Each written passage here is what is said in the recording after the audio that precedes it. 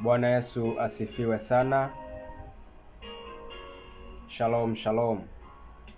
Na wasalimu kwa jina la Yesu Kristo wa Nazareth aupaye uhai ulimwengu wote. Namshukuru Mungu sana kwa neema na baraka zake kunipa kibali kuweza kuihubiri neno lake siku ya leo. Na ninashukuru kwa ajili yako pia mpendwa ulioko Afrika, Ulaya, Asia na sehemu mbalimbali hapa duniani. Sasa leo Bwana amenipa neema na kibali cha kuweza kufundisha kuhusu kusikia neno la Mungu. Leo tutajifunza kusikia neno la Mungu. Katika kusikia kuna mambo mawili ambayo watu wanachanganya sana. Kuna kusikia na kusikiliza. Hivi ni vitu viwili tofauti. Kusikia na kusikiliza. Kusikia ni kitendo cha kusikia jambo na kuliishi na kulitekeleza. Ndiyo maana mtu anapokuelekeza jambo anakuuliza umesikia, maana yake kama umeelewa na kulifanyia kazi lile ambalo ameelekeza. Na kusikiliza ni namna ya kusikia jambo kupitia njia ya sikio. Hiyo ndiyo kusikiliza. Sasa kuna namna ya kusikia neno la Mungu ambayo ukitumia vizuri mpendwa katika Kristo, unaweza ukavuka viwango vyako vya imani na mambo mengi yakaenda kama ambavyo Mungu amepanga yawe katika maisha yako. Leo tumepewa somo hili la kusikia neno la Mungu. Ninaomba utege masikio yako upate kusikiliza na ukalisikie neno la Mungu na kuliishi ili liweze kuleta matokeo chanya kwenye maisha yako. Haleluya ndugu katika Kristo. Tutaanza kwa kusoma kitabu cha Kumbukumbu la Torati sura ya 28 kuanzia mstari wa kwanza mpaka wa 8. Neno la Mungu linasema, itakuwa utakaposikia sauti ya Bwana Mungu wako kwa bidii kutunza kuyafanya maagizo yake yote ni kuagizayo leo, ndipo Bwana Mungu wako atakapo kutukuza juu ya mataifa yote. Utakaposikia neno la Mungu kwa bidii na kusikiliza na kuyatunza yale maagizo yake yote, ndipo atakapo kutukuza na kukufanya kuwa juu ya mataifa yote duniani. Kusikia kuna maana kubwa sana kwa muamini, kwa Mkristo. Kwa nini kusikia neno la Mungu? Kwa nini unapaswa kuwa makini? Na ni nini hiki kusikia neno la Mungu? Maana hapa ndipo kuna fumbo la vitu vingi ambavyo vinasababisha watu wa Mungu waanze kutahayaki. Nitumie neno gani hapa? Wanatembea huku na huku kutafuta jambo fulani, lakini hilo jambo lipo kwenye kusikia tu neno la Mungu. Haleluya ndugu katika Kristo. Unaposikia kwa makini neno la Mungu, Mungu anakufanya kuwa juu ya mataifa yote duniani. Haleluya ndugu katika Kristo.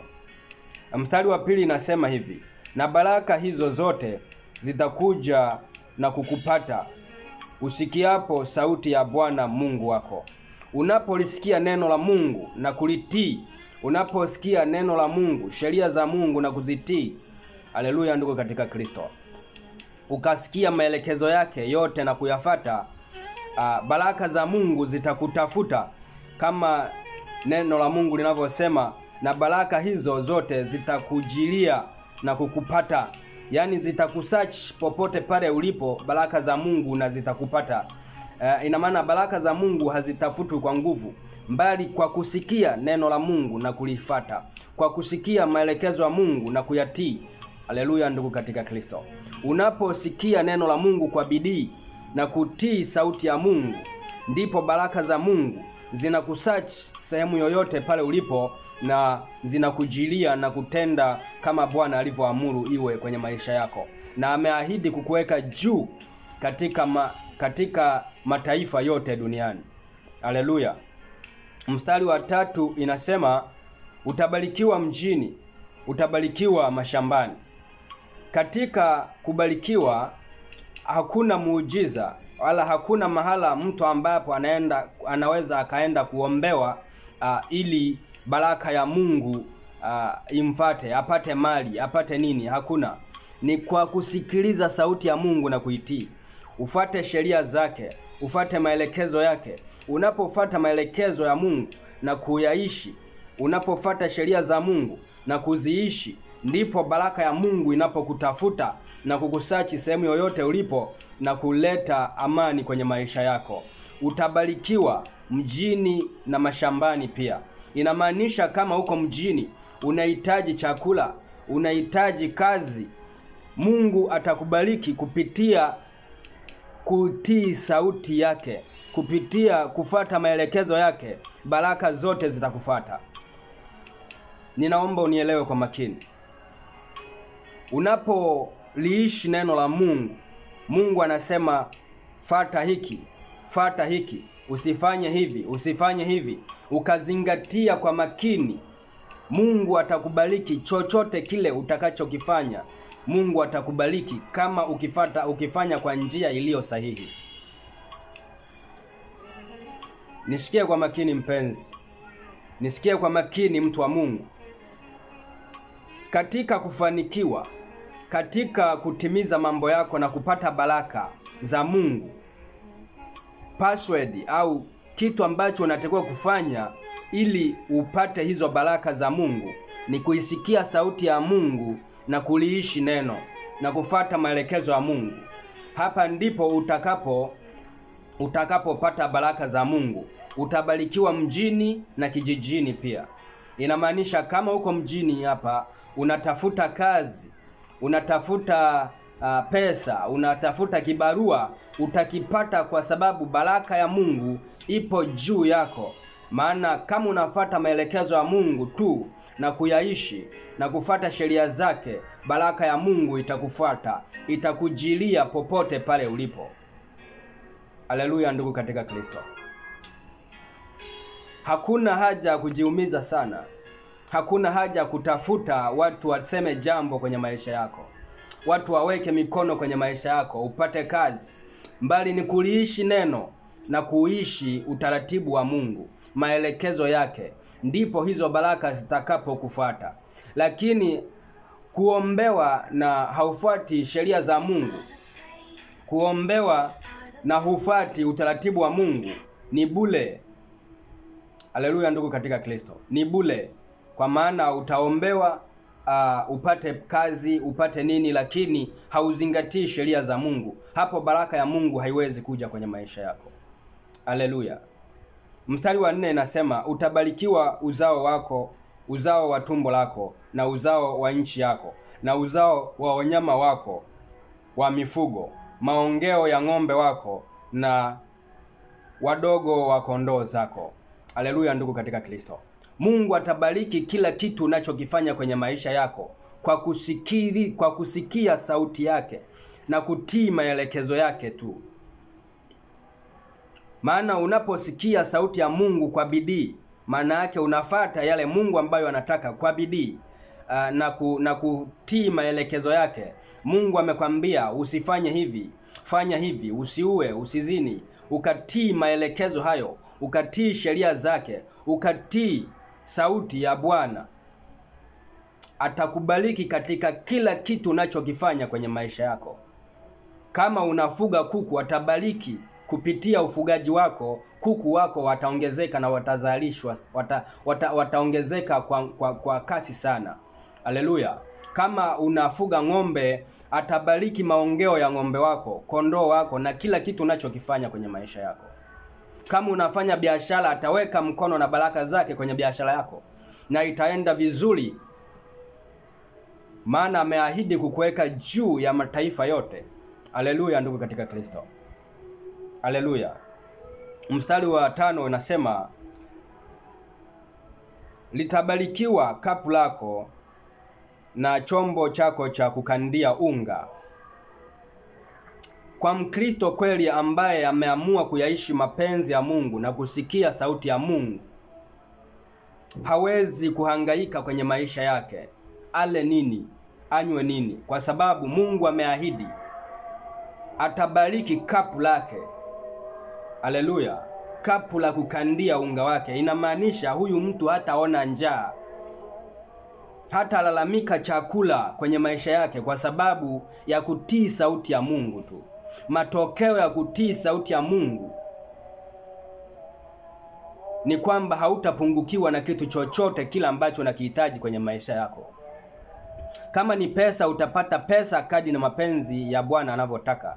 Utapata pesa kutosheleza unachokifanya. Haleluya! Kwa sababu ya kutii sauti ya Mungu. Kutii sauti ya Mungu ni maelekezo ya Mungu yote. Unaposoma Biblia, unapoambiwa na mtumishi wa Mungu, neno la Mungu linasema hivi: utii kwa bidii na kusikia maelekezo, hapo baraka za Mungu zitakutafuta popote pale ulipo. Haleluya, ndugu katika Kristo. Hakuna haja ya kutafuta muujiza, hakuna haja ya kutafuta mafuta, hakuna haja ya kutafuta viambatanishi vya maombi, lakini ni kwa kusikia sauti ya Mungu na kuitii. Hata kama uko nyumbani kwako, hata kama uko polini, baraka ya Mungu itakusachi na kukupa kila ambacho unastahili kupata. Haleluya, ndugu katika Kristo. Utabarikiwa uingiapo, utabarikiwa utokapo na utokapo. Haleluya, ndugu katika Kristo. Inamaanisha unapoenda kutafuta kazi, baraka ya Mungu itakuwa pamoja nawe, na unaporudi nyumbani, baraka ya Mungu itakufuata pia. Maana yake ulinzi wa Mungu utakuwa na wewe 100%, kwa sababu unatii sauti ya Mungu na kufuata maelekezo ya Mungu. Mungu atahakikisha umetoka salama na umerudi salama. Umefanikisha lile jambo ambalo ulikuwa umeenda kufanya na umerudi salama mpaka nyumbani, kwa sababu ya kutii sauti ya Mungu. Haleluya, ndugu katika Kristo. Haleluya. Bwana atawafanya adui zako wainukapo juu yako kupigwa mbele yako. Watakutokea kwa njia moja, lakini watakimbia mbele yako kwa njia 7. Haleluya, ndugu katika Kristo. Kila adui aliyeko kwenye maisha yako ambaye anainuka kufanya vita na wewe, unaposikia sauti ya Mungu na kutii maelekezo ya Mungu, hao maadui wote waliojipanga vita na wewe, haijalishi adui anatoka wapi, haijalishi aje shetani mwenyewe, haijalishi ni mchawi, haijalishi ni mtu gani, lakini Mungu anasema kuwa watakuja kwa njia moja, lakini watatawanyika kwa njia 7. Hii sio kwamba unaomba sana. Niomba unisikilize kwa makini. Adui huwezi ukamfukuza kwa kuomba sana. Haleluya. Ni kwa kutii sauti ya Mungu na kutii maelekezo yake. Mamlaka sasa ya kupambana na adui, hata unapokemea kwa jina la Yesu Kristo, inafanya kazi, kwa sababu una ile baraka ya Mungu ya kuwatiisha hao maadui na kuwasambaza kama unavyotaka, kwa sababu wewe unaitii sauti ya Mungu na kuifuata maelekezo ya Mungu. Kuna baraka kubwa katika kufuata neno la Mungu na kuliishi. Mungu hataki nini acha, Mungu anataka nini fanya. Haleluya, ndugu katika Kristo. Haleluya. Mstari wa 7 unasema, Bwana atawafanya adui zako wainukao juu yako kupigwa mbele yako. Haleluya. Watapigwa mbele yako. Kila adui atakayeinuka kwenye maisha yako atapigwa, kwa sababu ya matokeo ya kusikia neno la Mungu na kuliishi. Haleluya. Watakuja kwa njia moja, lakini Bwana atawatawanya kwa njia 7. Hatuna nguvu ya kupambana na adui. Hauna nguvu ya kupambana na adui, ila ni Bwana ndani yako. Inamaanisha hiki kitendo kinachofanyika ni Mungu anakuwa ndani yako na anafanya hiyo kazi kwa kukulinda wewe. Maana ameahidi kuwa atajenga makazi ndani ya mwanadamu. Haleluya, ndugu katika Kristo. adui zako watainuka kila pande, lakini watapigwa wote kwa msaada wa Roho Mtakatifu, kwa sababu ya kusikia na kutii maelekezo ya Mungu na kusikia sauti ya Bwana. Sauti ya Bwana ni ipi? Sauti ya Bwana ni maelekezo na ni sheria na ni taratibu za Mungu, kwamba watu wake ambao anasema ni watu wake wanafata taratibu hizi. Amri 10 za Mungu na amri zingine zote ndogo ndogo. Haleluya. Ufanye maelekezo yote na kutii na kufuata yote maelekezo ya Mungu. Hapa adui zako watagonga mwamba. Haleluya. Maana Bwana majeshi atakuwa ngao yako daima. Haleluya ndugu katika Kristo. Mstari wa 8 unasema Bwana ataiamuru baraka ije juu yako katika ghala zako na mambo yote utakayoyatia mkono wako, naye atabariki katika nchi akupayo Bwana Mungu wako. Haleluya ndugu katika Kristo. Bwana ataiamuru baraka ije juu yako katika kila jambo ambalo unaweka mkono wako. Baraka ya Mungu itakuwa hapo. Kila utakachokigusa kitageuka kuwa dhahabu. Kila utakachokigusa kitageuka kuwa baraka, kwa sababu Mungu ameiamuru baraka ije juu yako. Haya ni matokeo ya kusikia sauti ya Mungu na kufuata maelekezo ya Mungu. Haleluya ndugu katika Kristo. Nifuate kwa makini. Ukiishi haya ninayokuelekeza hapa, ukiishi haya ambayo Bwana ameruhusu yasikie siku ya leo, utapata baraka kubwa kwenye maisha yako. Haleluya ndugu katika Kristo. Haleluya. Haleluya. Fungua kitabu cha Kumbukumbu la Torati, rudi mstari wa 11. Mstari wa 11, sura ya 11 kumlazi. Sura ya 11 kuanzia mstari wa 13 mpaka wa 14. 13 mpaka 14. Neno la Mungu linasema 13:14, Kumbukumbu la Torati sura ya 11. Kukizuka katikati yako nabii. Haleluya. Kumbukumbu la Torati 11 mstari wa 13 hata wa 14. Neno la Mungu linasema, tena itakuwa mtakaposikia kwa bidii maagizo yangu niwaagizayo leo, kwa kumpenda Bwana Mungu wenu na kumtii na kumtumikia kwa mioyo yenu yote na kwa roho zenu zote. Haleluya ndugu katika Kristo. Tena itakapokuwa mtakaposikia sauti ya Bwana kwa bidii. Sauti ya Bwana kwa bidii ni kufuata maelekezo ya Mungu kwa bidii zote. Haleluya. Kwa moyo wako wote na kwa roho yako yote. Haleluya. Hapa ndipo baraka ya Mungu itamiminika juu yako. Mungu ataamuru baraka ikae juu yako. Haleluya. Unaona mtu ana baraka, ni baraka imeamuriwa na Mungu kumfuata huyo mtu. Ni kwa sababu anasikia sauti ya Mungu na kuitii. Haleluya ndugu katika Kristo. Mstari wa 14 unasema, ndipo nitakapo wapa mvua ya nchi kwa wakati wake, mvua ya masika na mvua ya vuli, upate kuvuna nafaka yako na divai yako na mafuta yako. Haleluya ndugu katika Kristo.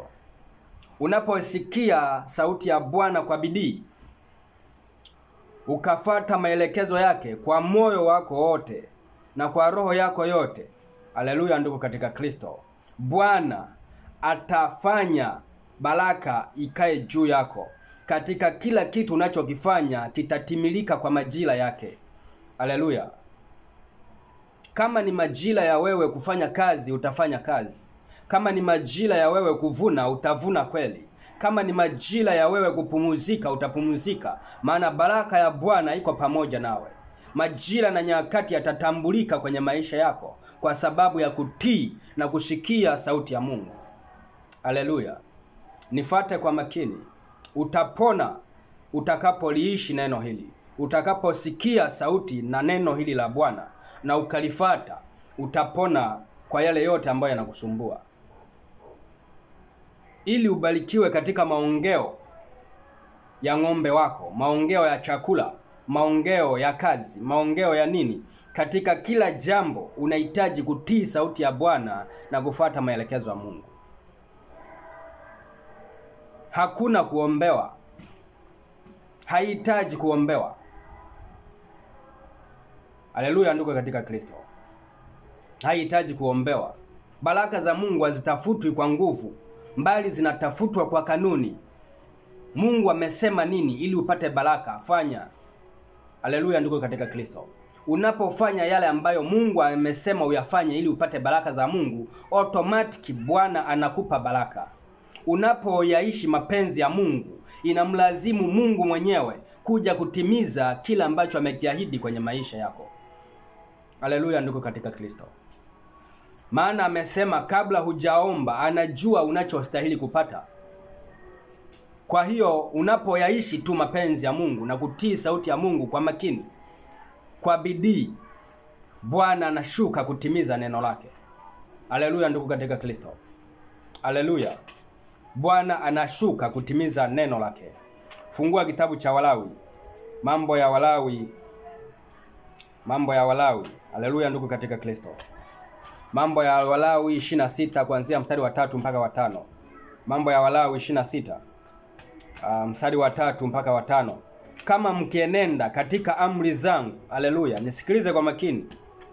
Kama mkienenda katika amri zangu na kuyashika maagizo yangu na kuyafanya. Mstari wa 3 katika kitabu cha Mambo ya Walawi 26 inasema, kama ukisikia sauti ya Mungu na kuyafata maelekezo na maagizo yake. Haleluya. Na 4 inasema, ndipo nitazinyeshea mvua zenu kwa nyakati zake. Haleluya. Sijui unanielewa mtu wa Mungu. Mungu anasema hivi, kama mkienenda katika amri zangu na kuyashika maagizo yangu na kuyafanya. Yaani usikie amri za Mungu, utii maagizo yake na kuyashika na uyafanye. Sio unazisikia sauti ya amri za Mungu tu alafu hauzifanyi. Hapana. Yaani amri uzisikie, uyashike maagizo yake, alafu uyafanye, uyaishi. Kama amekwambia kumpenda jirani yako, umpende kweli, ndipo kuyaishi yale ambayo Mungu amekuamuru uyafanye. Haleluya. Namba 4 inasema, mstari wa 4 inasema, ndipo nitazinyeshea mvua zenu kwa nyakati zake, na nchi itazaa maongeo yake, na miti ya mashambani itazaa matunda yake. Haleluya ndugu katika Kristo. Unapotii amri za Bwana na kufata maelekezo ya Mungu, Mungu anaachilia baraka kwenye maisha yako kwa wakati. Hakuna kwamba eti sasa hivi unachengana na misimu kwamba huu ni msimu wa kuvuna wewe unapanda. Hapana. Hapana. Baraka za Mungu zitakuja kwa wakati wake. Maana yake, ndipo nitazinyeshea mvua zenu kwa nyakati zake. Haleluya ndugu katika Kristo. Ataachilia baraka kwa wakati. Sio mpaka tatizo upate tatizo. Sio mpaka upate shida ndio Bwana aitikie. Hapana. Ataleta baraka kabla ya shida kutokea, na shida ikitokea utaitatua kwa sababu una baraka ya Mungu. Haleluya ndugu katika Kristo. Haleluya. Mstari wa 5 nasema, tena kupula nafaka kwenu kutaendelea hata wakati wa kuvuna zabibu, na kuvuna zabibu zitaendelea hata wakati wa kupanda mbegu, nanyi mtakula chakula chenu na kushiba na kuketi katika nchi yenu salama. Haleluya ndugu katika Kristo. Majira atayaunganisha. Inamaanisha hautapata tabu kwenye maisha yako. Kama kuna msimu wa mvua, atakupa chakula ambacho kitakulinda mpaka wakati wa kupanda, mpaka wakati wa kuvuna. Utavuna alafu chakula kitakulinda mpaka wakati wa mvua. Haleluya katika Kristo. Haleluya ndugu. Naomba unisikilize kwa makini. katika kusikia sauti ya Mungu na kuitii kwa bidii, kwa moyo wako wote na kwa roho yako yote, kuna baraka kubwa ambayo hauitarajii kwenye maisha yako. Haihitaji muujiza. Haleluya. Ni namna tu wewe unavyoyaishi mapenzi ya Bwana ndipo baraka zitakapokufuata. Haleluya ndugu katika Kristo. Hautaweza kulia kwamba hujui majira na nyakati. Inamaanisha kwa mcha Mungu kweli, majira na nyakati yapo wazi kwenye maisha yake. Maana baraka ya Mungu inakuja kulikava katika kila engo. Kuna msimu wa wewe kulipia watoto ada shule. Mungu anajua hilo kabla haujapanga wewe kulipa. Atakupa hiyo pesa ya kulipa kabla haujafika huo muda. Maana majira na nyakati Mungu anayajua, na wewe atakupa baraka kulingana na kile ambacho unahitaji kwa muda gani. Maana anajua tunachokihitaji kabla hatujaomba. Haleluya ndugu katika Kristo. Anajua tunachokihitaji kabla hatujaomba. Haleluya. Jibidishe kutii sauti ya Mungu, kufuata amri za Mungu na kufuata maagizo yake na kuyafanya. Haleluya. Ndipo baraka za Mungu zitaambatana pamoja nawe. Zitakutafuta popote pale zilipo, maana Mungu amesema ataiamuru baraka ije kwako. Haleluya. Kwa kufuata maelekezo ya Mungu na kutii amri ya Mungu na kutii maelekezo ya Mungu, baraka ataiamuru ikutafute popote pale ulipo. Haijalishi mwanadamu atafanya nini, maana kila atakayenyanyua mkono wake atakuja kwa njia moja, lakini atatawanyika kwa njia 7. Ni Mungu ameamuru, atakuwekea ulinzi na baraka zake zitakuwa pamoja nawe. Haleluya. Hakuna kitakachopelea, na hii ni kwa kusikia sauti ya Mungu na kuitii. Na kutii kwa bidii na kufuata maelekezo yake na kuyafanya. Haya yote ndipo atakapokujilia kwenye maisha yako. Unaposikia neno hili, haleluya ndugu katika Kristo, ukalifanyia kazi, kuna mambo mengi yatabadilika kwenye maisha yako. Anza leo kutii sauti ya Mungu na kufuata maelekezo ya Mungu. Ndipo baraka ya Mungu itakapokutafuta na wewe utashangaa maisha yako yatabadilika kuanzia leo. Haleluya. Usihitaji kusukumwa, maana Wakristo wa siku hizi wanabagua maandiko. Wanakataa mambo kwa ajili ya manufaa yao binafsi. Neno la Mungu linasema hivi, yeye anasema hapana, sitafanya kwa sababu nipo kwenye neema. Mungu hajali na muonekano, Mungu anajali na moyo. Hapana, kila elekezo la Mungu unapolitii na kulifanya kwa bidii, ndipo baraka za Mungu zinakuja kwako. Unapokataa neno la Mungu kulitimiza, ndipo baraka za Mungu unazifukuza kwenye maisha yako na taabu iko juu yako. Haleluya. Maana kinyume cha baraka ni mahangaiko. Haleluya. Inamaanisha unapolikataa neno la Mungu kuna mambo ambayo yatakuja kwenye maisha yako. Na hakuna namna ya kuyatoa. Maana hata kama uombewe, hata kama ufanye nini, ni hakuna. Maana unahitaji kusikia sauti ya Mungu na kuitii kwa bidii ili mambo hayo yatoke na baraka ya Mungu iamuliwe kuja kwako. Haleluya. Haleluya ndugu katika Kristo. Kumbukumbu la Torati, turudi Kumbukumbu la Torati 7 mstari wa 12. Kumbukumbu la Torati 7 mstari wa 12 mpaka mstari wa 16. Neno la Mungu linasema, na itakuwa kwa sababu mwazisikiliza kanuni hizi na kuzishika na kuzitenda, basi Bwana Mungu wako atakutimizia agano na rehema aliyowapia baba zako. Haleluya. Unaposhikilia neno la Mungu, amri za Mungu, ukazitenda, ukazitii kwa bidii, ukazifurahia, ukaziishi, Mungu atashuka kutimiza neno lake aliloliachilia kutoka kwa watumishi wake. Haleluya. Mungu atatimiza yale ambayo ameahidi kutoka kwa baba yetu wa imani ambaye ni Ibrahimu. Haleluya.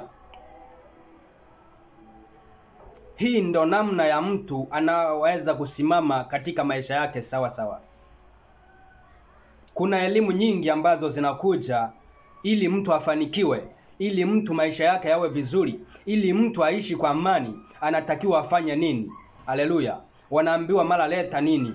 mara ulete mafuta, mara upewe nini, mara upewe nini. Hapana. Njia sahihi mimi ninayokwambia, ambayo inatoka kwenye neno la Mungu, ambayo kiuhalisia siongei mimi, ambayo ni neno la Mungu lenyewe, linasema kuwa unapoisikia sauti ya Mungu ukatii kwa bidii na kufata maelekezo na maagizo ya Mungu, ukayashika na kuyafanya, ndipo Mungu baraka ataiamuru ije kichwani kwako na itakuwa nawe daima kwenye maisha yako. Atabariki uzao wako, atabariki kila kitu unachokifanya, atabariki ng'ombe wako, atabariki kazi yako unayoifanya kwa kutii sauti ya Mungu.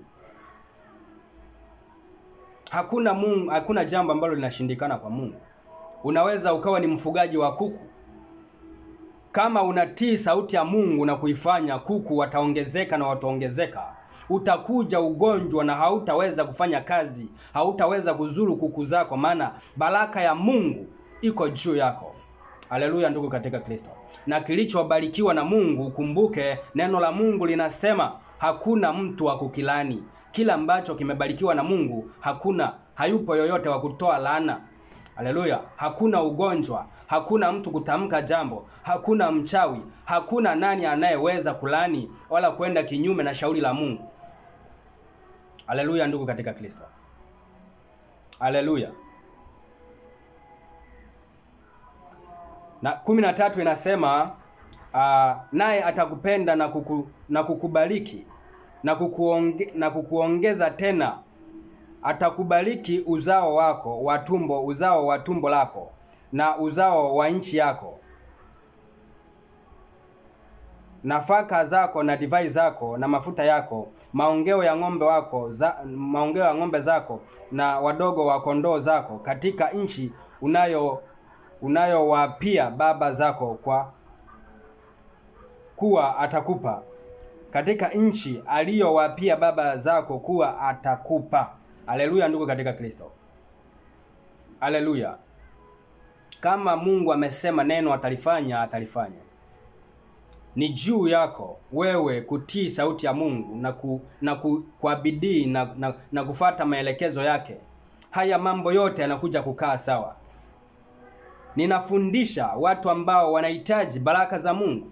Ninafundisha kwa kila mmoja ambaye anamhitaji Mungu, anahitaji Mungu afanye jambo kwenye maisha yake. Sasa ninakupa kodi, ninakupa namna ya wewe kupata baraka za Mungu, ni kuliishi neno la Mungu na kulitii, ni kuishi sauti ya Mungu, ni kufuata maelekezo ya Mungu na kuyaishi na kuyashika kwa bidii. Haleluya ndugu katika Kristo.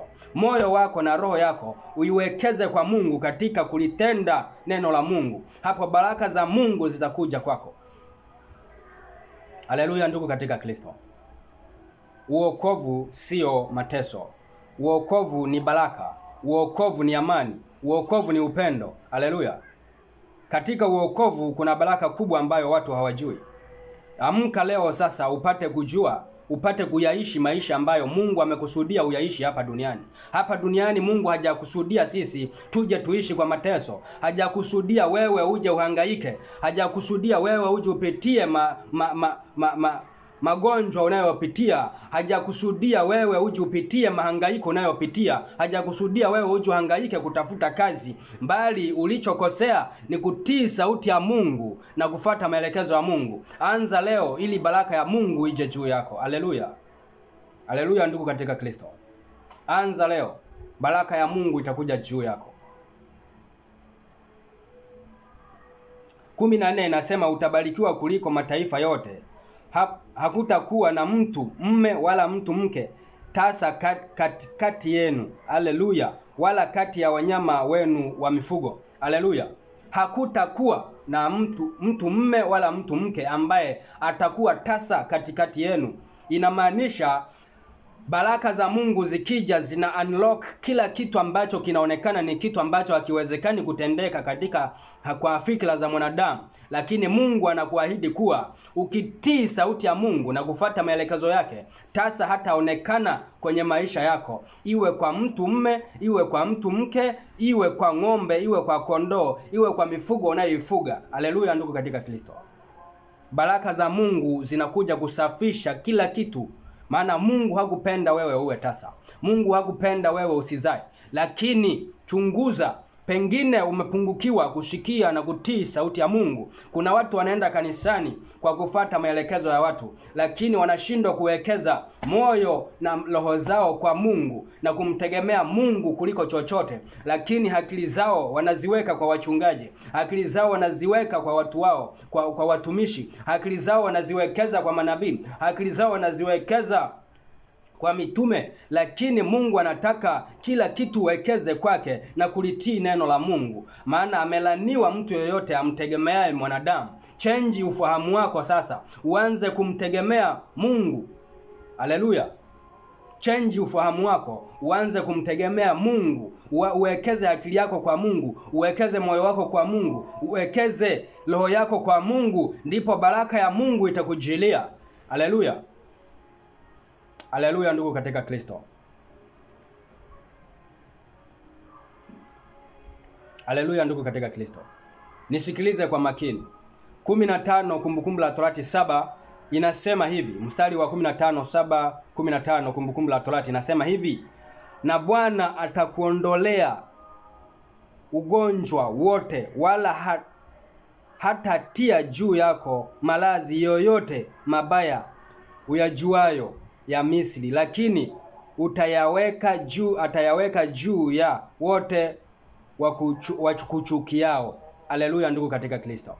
Yamkini naongea na wewe mahali hapa, unasikia sauti hii kuwa wewe ni mgonjwa, kuwa wewe kuna mahala hauko sawa. Ukumbuke kuwa mtu ambaye ana baraka za Mungu ameahidiwa kuwa Mungu atayaondoa magonjwa yote juu yake. Magonjwa yote, haijalishi unaumwa kansa, haijalishi unaumwa miguu, haijalishi umepooza, haijalishi unaumwa nini, lakini Mungu ataondoa kila maradhi ambayo yako ndani yako. Haya ni matokeo ya kusikia neno la Mungu na kuliishi, lakini sio kuchambua nini ufanye na nini uache. Ni kutekeleza kile ambacho Mungu ameamua ukifanye kwenye maisha yako. Ndipo baraka ya Mungu itakuja na itaondoa uchafu wote, na hayo maradhi, hayo magonjwa atayarudisha kwenda kwa watesi wako. Haleluya ndugu katika Kristo. Yamkini unaumwa, una miaka mingi, kuna jambo linakusumbua kwenye maisha yako, kuna ugonjwa unakusumbua kwenye maisha yako. Ninakupa siri leo kuwa wekeza akili yako kwa Mungu. Kila dakika, kila sekunde umuishi Mungu. Utoe makando ndani yako. Utii sauti ya Mungu, utii maagizo ya Mungu na kuyafanya kwa bidii. Ninaposema kwa bidii, ni mtu unapofikiria ufikirie kuhusu Mungu. Unapofikiria ufikirie kwa mlengo wa Mungu. Unapoomba uombee kwa mlengo kwa namna Mungu alivyosema uombe. Usichukie mtu hata kama amekutendea ubaya, maana neno la Mungu linasema uwaombee wanaokuuzi na uwabariki wanaokuchukia. Ndipo baraka za Mungu zitakuwa pamoja nawe. Unapaswa kuwa safi ili baraka za Mungu ziagizwe, ziamuliwe kuja kwenye maisha yako. Haleluya. Kama umetekeleza yote haya na unasikia sauti ya Mungu, mwambie Mungu, nimefanya kila kitu, nimesikiliza sauti yako na kuitii, lakini kwa nini mimi bado ni mgonjwa? Ninaomba kwa jina la Yesu Kristo, kuanzia leo hii ugonjwa huu na upone, kesho yangu iwe nyingine kwa sababu ya matokeo haya. Na uliniahidi kuwa nikitii sauti yako Bwana utanipa afya njema, utaondoa kila maradhi ambayo yako ndani yangu na utayatupa kwa adui zangu. Haleluya ndugu katika Kristo. Ni ahadi ya Bwana. Kama unaliishi neno la Mungu kweli, unatii sauti ya Mungu kweli, na kuna jambo linakusumbua kwenye maisha yako, mkumbushe Mungu kuwa hii ni haki yangu, na ninaomba Bwana kuanzia leo hii jambo litimilike kwenye maisha yangu. Ninakuomba Mungu sasa baraka yako na inijilie sasa.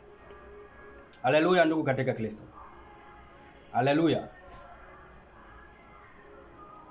Mstari wa 16 inasema, nawe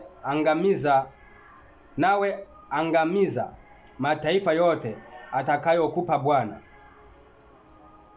Mungu wako. Jicho lako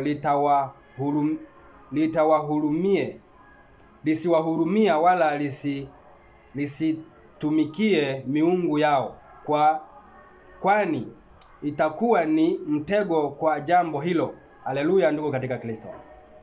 Mungu anasema hivi, usiwahurumie, usiwatumikie, haleluya, wala jicho lako lisitumikie miungu mingine, maana jambo hilo ni mtego, haleluya, litakuwa ni mtego kwako. Mungu agusamehe sana. Wewe unayesikia sauti ya Mungu, wewe unaenda kanisani kila siku lakini umejaa miungu kwenye mwili wako. Unatembea na sanamu, unasema ni Mungu, lakini Mungu amesema hafananishwi na chochote. Mungu amesema anajitosheleza. Kila kitu tunakipata kwa imani. Huyo ndio Mungu halisi. Haleluya ndugu katika Kristo. Anasema uepushe macho yako yasije yakanaswa na miungu, usije ukageukia miungu mingine, maana jambo hilo ni mtego ili kuondoa baraka iliyoko kwenye maisha yako. Ndiyo maana ukichunguza sasa una struggle kufanya mambo kwenye maisha yako kwa sababu baraka ya Mungu ishaondoka kwenye maisha yako.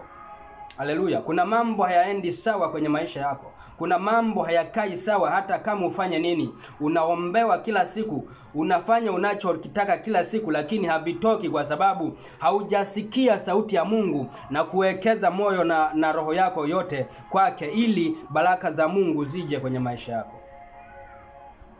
Haleluya ndugu katika Kristo. Haleluya. Haleluya. Kwa Mungu kuna amani sana. Kwa Mungu kuna furaha. Kwa Mungu kuna upendo. Ninakualika ndugu, popote pale unaposikia sauti hii, kuwa Mungu anakupenda sana, na geuza maisha yako umtumikie Mungu, ndipo baraka zitakufuata kwenye maisha yako. Hautasumbuka na jambo lolote. Hautasumbuliwa na ugonjwa, hautasumbuliwa na mchawi, hautasumbuliwa na kitu chochote, ila Mungu atakuja kulinda maisha yako na atakupa baraka ya kila kitu unachokihitaji na unachokistahili kwenye maisha yako. Haleluya. Haleluya ndugu katika Kristo. Haleluya ndugu katika Kristo. Kumbukumbu la Torati 6:17 mpaka 19 inasema zishike kwa bidii sheria za Bwana Mungu wako, Mungu wenu, na mashuhudizo zake na amri zake zilizoagizwa. Haleluya ndugu katika Kristo. Shika kwa bidii amri na mashuhudio yake na sheria zake kwa bidii alizokuagiza Bwana, ndipo baraka na amani ije kwenye maisha yako. Haleluya ndugu katika Kristo. Ninakufundisha namna ya wewe kupata baraka. Kuanzia leo hauna haja ya kuitafuta baraka kwa kutembea, bali baraka unayo wewe. Baraka unaweza ukaiamuru wewe ije au itoke kwa kusikia sauti ya Mungu au kwa kutokusikia sauti ya Mungu. Haleluya ndugu katika Kristo. Nawe fanya yaliyo sawa na mema machoni pa Bwana, ili mpate kufanikiwa, nawe upate kuingia na kumimiliki nchi nzuri Bwana aliyowapia baba zako. Haleluya. Ili ufanikiwe, haleluya, ili ufanikiwe ni kufanya yaliyo sawa na mema machoni pa Bwana. Maana yake utii maagizo na sheria zake, utii amri zake na maelekezo yake, ndipo Bwana atakufanya ufanikiwe katika kila jambo unalolitenda kwenye maisha yako. Haleluya ndugu katika Kristo. Haleluya. Haleluya. 19 inasema ya kuwa atawasukumia nje adui zako wote mbele yako kama alivyosema Bwana. Yaani ukifanya hivi, haleluya, haleluya. Sijui kama unanielewa. Sijui kama unasikia na kuitekeleza sauti hii. Sijui kama unaelewa ninachokiongea hapa. 9 inasema ya kuwa atawasukumia nje adui zako wote mbele yako kama alivyosema Bwana. Maana amesema na ameahidi kuwa watakuja kwa njia moja na atawatawanya kwa njia 7. Kwa maana hakuna adui ambaye anaweza kaja kasimama mbele yako. Maana imeamuliwa kuwa kama una baraka za Mungu, adui zako watatawanyika kwa njia 7. Haleluya ndugu katika Kristo. Haleluya, haleluya. Haleluya. Haleluya. Haleluya. Tufungue kitabu cha Wathesalonike wa pili sura ya 3 mstari wa 5. Wathesalonike wa pili 3 mstari wa 5. Mstari wa 5 inasema, Bwana awaongeza mioyo yenu mpate pendo la Mungu na saburi ya Kristo. Haleluya. Ukiaishi mapenzi ya Mungu, Mungu ataiongeza mioyo yenu pendo. Haleluya. Na ataiongeza mioyo yenu pendo na saburi katika Kristo. Haleluya, ndugu katika Kristo. Ina maana neema na baraka za Mungu zote zitakuwa juu ya maisha yako. Haleluya. Haleluya. Haleluya, ndugu katika Kristo. Haleluya. Tufungue kitabu cha Yoshua. Yoshua. Haleluya. Kitabu cha Yoshua. Kitabu cha Yoshua 1. Yoshua 1 mstari wa 7 hadi wa 8. Yoshua 1 mstari wa 7 hadi wa 8.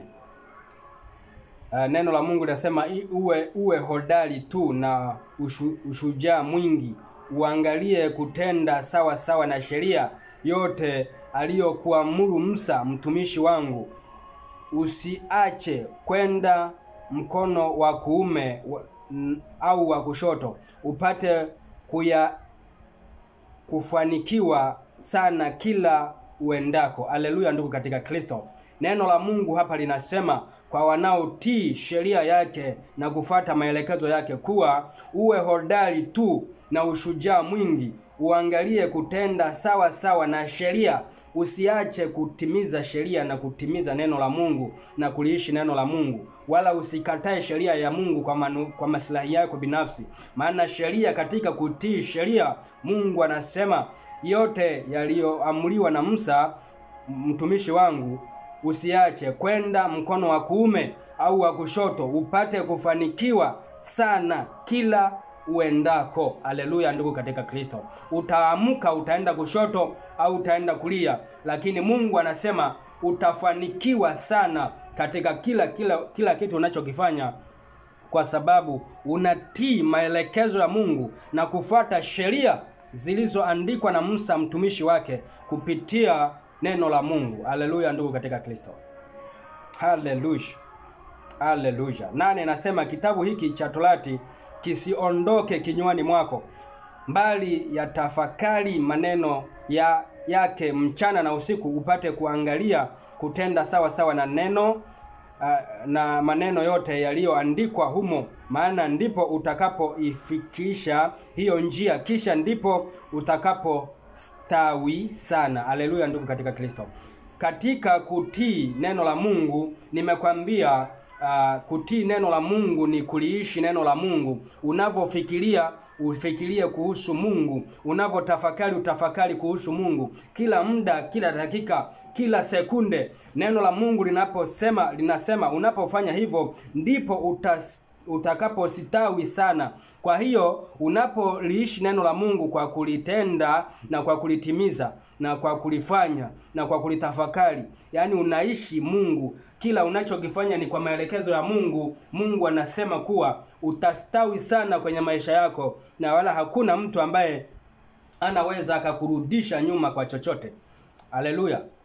Haijalishi ni kuwa ni kwa imani, haijalishi kuwa ni kwa biashara, haijalishi kuwa ni kwa kufuga, haijalishi ni kwa kufanya jambo lolote, maana ambaye ana baraka ya Mungu, kila anachokishika kitakuwa kimebarikiwa na kitatoa maongeo ambayo ni sahihi kadri na mapenzi ya Mungu.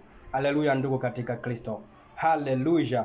Tufungue kitabu cha Methali 4 mstari wa 27 inasema, Methali 4 mstari wa 27, Methali 4 haleluya. Haleluya. Haleluya. Haleluya. Haleluya. Samahani, nimekosea andiko hapa. Ni kutoka 15, tusome Kutoka 15 mstari wa 26 kumlazi. Kutoka 15 mstari wa 16. Neno la Mungu linasema hofu na uoga mwangukia kwa uweza wa mkono wako kwa uweza wa mkono wako, wanakaa kimya kama jiwe. Haleluya! Hata atakapovuka watu wako, Bwana, hata watakapovuka watu wako ulio wanunua. Haleluya, ndugu katika Kristo. Inamaanisha hapa Mungu anapompa baraka mtu, hata kama kuna watu wamezingira kufanya jambo lolote, kuwa atawakalisha kimya kwa mkono wa Kristo, watakaa kimya. Haleluya, kama jiwe. Haleluya, ndugu katika Kristo. Kwa maana wewe umenunuliwa na Bwana. Haijalishi watainuka kufanya nini, haijalishi watakaa kwenye njia yako, lakini Mungu atawanyamazisha kama jiwe.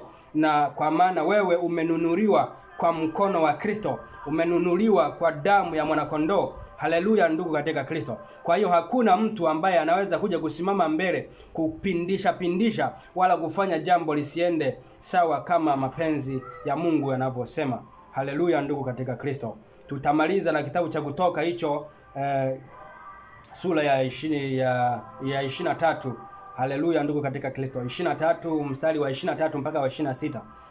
23 mstari wa 23 mpaka wa 26. Neno la Mungu linasema, kwa kuwa malaika wangu atatangulia mbele yako. Kwa kuwa malaika wangu atatangulia mbele yako na kufikisha kwenye Wamori na Wahiti na Wapelezi na Wakanani na Wahivi na Wayebusi, nami nitawakatili mbali. Haleluya, nami nitawakatili mbali. Usisujudie miungu yao, wala kuitumikia, wala usitende mfano wa matendo yao, bali utaangamiza kabisa, na nguzo zao utazivunja vipande. Haleluya, ndugu katika Kristo. Mungu haturuhusu sisi kufanya matendo ya watu wasioamini. Inamaanisha matendo ya Mkristo na matendo ya mtu aliyemtumainia Mungu na anayesikia sauti ya Mungu. Matendo yanakuwa ni tofauti. Kuvaa kunakuwa ni tofauti, kuongea kunakuwa ni tofauti, kusamehe kunakuwa ni tofauti. Kila kitu kinakuwa tofauti, kile ambacho kinatoka kwa mtu wa Mungu na mtu wa mataifa. Ninaposema mtu wa mataifa, ni yule ambaye hajamkiri Kristo kuwa Bwana na Mwokozi wa maisha yake. Mungu anasema kuwa wewe usifate matendo yao. Haleluya, wala usiabudu miungu yao.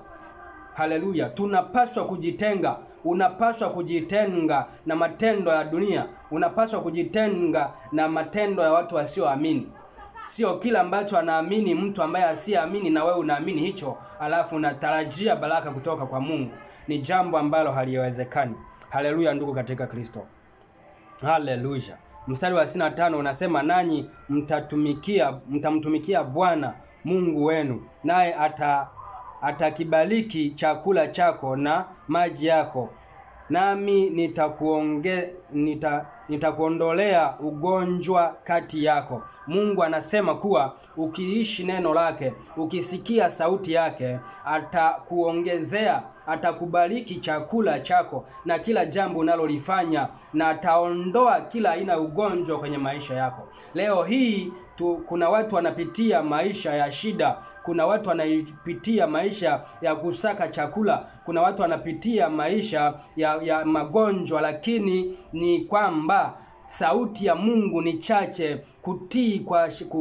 kutii kwa sheria, kwa sauti ya Mungu kwao ni kuchache ndani yao. Maana Mungu kama ungekuwa unatii sauti yake, magonjwa asingekuwa na kibali kwako. Na kama unatimiza yote haya lakini kuna malazi, kuna upungufu ndani ya maisha yako, unalo jukumu sasa la kusema, Mungu, ninaomba sasa neno lako hili linalotoka katika kitabu cha Kutoka 25 litimilike kwenye maisha yangu. Maana umesema utabariki chakula, utanibariki kwa chakula na kila kitu ambacho ninakifanya, na kuwa na ugonjwa hautatajwa katikati yangu. Ninaomba malazi haya yaondoke kuanzia leo kwa jina la Yesu Kristo, na hayo malazi yataondoka.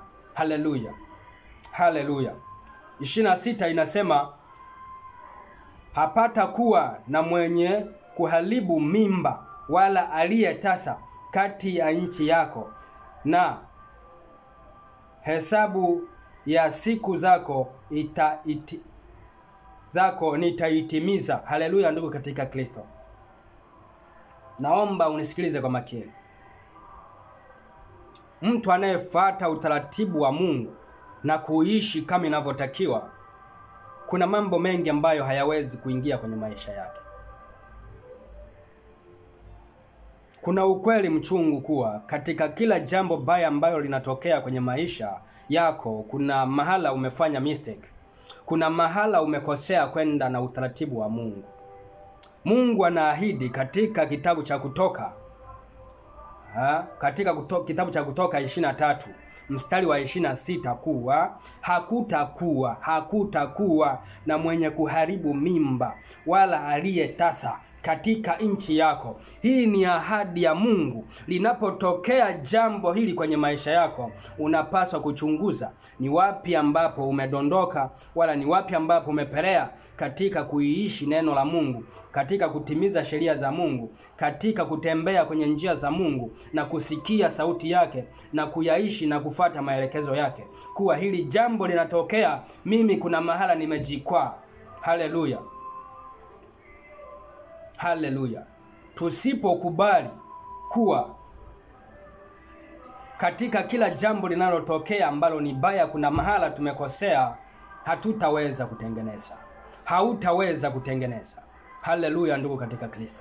Ni lazima ukubali kuwa kuna mahala umekosea na utengeneze, ili hilo jambo lisije likarudia tena kwenye maisha yako. Hili jambo lisije likasogea kwenye maisha yako. Kama wewe ni tasa, zidisha kwa bidii kutii sheria za Mungu na kuyaishi mapenzi ya Mungu, na kisha umwambie Mungu kwamba utasa huu hauruhusiwi kwenye maisha yangu, maana mimi ninafanya hiki. Na kimsingi Mungu hatasubiria uombe. Kama wewe unaziishi sheria za Mungu kweli, Mungu ataondoa huo utasa kwenye maisha yako. Mungu ataondoa kuharibikiwa kwenye maisha yako. Mungu ataondoa manyanyaso kwenye maisha yako, na baraka ya Mungu itakuwa katikati yako. Acha nikwambie habari ya mtu ambaye alikuwa na baraka ya Mungu kwenye maisha yake. Japokuwa alisema kuwa aliota ndoto, akasema nimeota ndoto ya hivi na hivi, lakini familia ikaona huyu mtu anajitwalia utukufu, huyu mtu anajifanya kuwa yeye ni bwana ndoto sana. Wakajaribu kumuua, ikashindikana. Wakajaribu kumufanya vitendo ambavyo havistahili, ikashindikana. Wakamuuza utumwani, lakini baraka ya Mungu ilikuwa kati yake, ilikuwa inamtafuta kila anapoenda. Alipoenda huko akapewa kesi, akapata kesi, akatupwa gerezani, na baraka ya Mungu bado inamtafuta. Muda ulipofika ulioamuliwa, Mungu akamweka juu ya wote juu ya wote ambao walikuwa wanajiona wao wako juu yake. Haleluya. Katika kila jambo nalopitia, hata kama kuna jambo Mungu hajatenda, umetii sauti, lakini kuna mambo hayajawa sawa, kuna muda na majira unakuja kwenye maisha yako, Mungu atakuweka juu ya kila kila kitu ambacho wanaona hakiwezekani kwenye maisha yako. Mungu atakuweka juu ya watesi wako. Mungu atakufanya kuwa mkubwa katika mataifa yote. Haleluya. Haleluya.